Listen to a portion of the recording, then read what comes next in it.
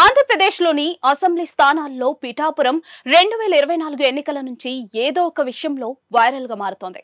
ముఖ్యంగా ఇక్కడ జనసేన అధినేత సినీ హీరో పవన్ కళ్యాణ్ నిలబడి పోటీ చేసి గెలిచినప్పటి నుంచి కూడా మళ్లీ వైరల్ గా మారుతోంది. కూటమిలో భాగంగా పవన్ కళ్యాణ్ పిఠాపురాన్ని ఎంచుకోవడం జరిగింది.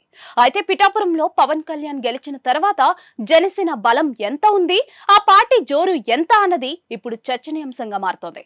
ఎందుకంటే ఈ పిఠాపురంలో టీడీపీకి అత్యంత బలం ఉందని చెప్పుకోవచ్చు. పిఠాపురంలో టీడీపీ పార్టీ నాయకులు కూడా చాలా గట్టి పోటీ ఇస్తూ ఉన్నారు. మరోవైపు వైసీపీ కూడా చాలా స్ట్రాంగ్ గానే ఉంది. ప్రస్తుతం ఎమ్మెల్యేగా ఉన్న పవన్ కళ్యాణ్ జనసేన పార్టీ బలాన్ని ఏ మేరకు పెంచుకున్నారన్నది ఇప్పుడు కార్యకర్తల్లో చర్చనీయాంశంగా మారింది. గత 10 నెలల్లో జనసేన పార్టీ ఏ విధంగా ముందుకు వెళ్ళింది అనేది $1 మిలియన్ ప్రశ్న. పిఠాపురంలో ఎక్కువగా కాపులు ఉన్నారు. టీడీపీ తరఫున వర్మ మాస్ లీడర్ గా అక్కడ పేరు సంపాదించారు. టీడీపీ మాజీ ఎమ్మెల్యే వర్మకు కాపులతో మంచి అనుబంధం కూడా ఉంది.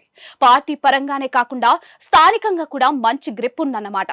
ప్రతి బూత్ లో కూడా వర్మ మనుషులే ఉంటారు. పొలిటికల్ పరంగా ఆయన అక్కడ స్ట్రాంగ్ నేతగా పేరు సంపాదించారు. అయితే ఇలాంటి వ్యక్తిని కాకుండా పవన్ కళ్యాణ్ ని గెలిపిస్తే మరింత అభివృద్ధి చేస్తారని గెలిపించినప్పటికీ కూడా అక్కడ డెవలప్మెంట్ అయ్యే పరిస్థితులే కనిపించలేదట.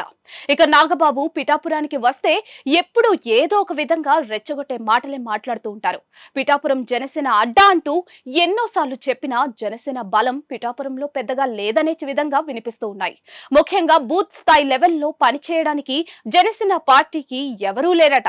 ఇటీవలే ఒక సర్వే నిర్వహించగా జనసేన ఒంటరిగా పోటీ చేస్తే ఏపీలో ఎక్కడా కూడా ఒక సీటు కూడా రాదని, పవన్ కళ్యాణ్ కి పిఠాపురంలో 3వ స్థానం వచ్చే అవకాశం ఉందని సర్వేలు తెలియజేస్తూ ఉన్నాయి.